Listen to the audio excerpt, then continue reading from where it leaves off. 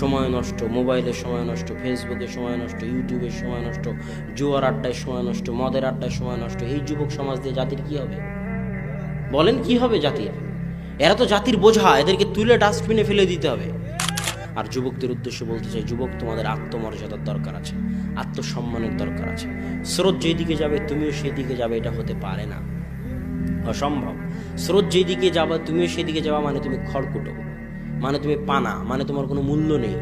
এটাই আল্লাহ রসুল বলেছে যে একটা সময় আসবে যখন কাফের, ইহুদি, খ্রিস্টান, মুশরিকরা তোমাদের উপরে এমনভাবে ঝাঁপিয়ে পড়বে যেমন ক্ষুধার্ত ব্যক্তি প্লেটের উপর ঝাঁপিয়ে পড়ে। আল্লাহ রসুল, আমরা কি কম হব? অসম্ভব, তোমরা কম হবে না। কয়েকশো কোটি হওয়ার পরও তোমরা হবে ফ্যানার মতো, কোনো ভ্যালু থাকবে না, মূল্য থাকবে না। আইপিএল, বিপিএলের জুয়া, পড়াশোনার নামগন্ধ নাই, সময় নষ্ট, মোবাইলে সময় নষ্ট, ফেসবুকে সময় নষ্ট, ইউটিউবের সময় নষ্ট, জুয়ার আড্ডায় সময় নষ্ট, মদের আড্ডায় সময় নষ্ট, এই যুবক সমাজ দিয়ে জাতির কি হবে?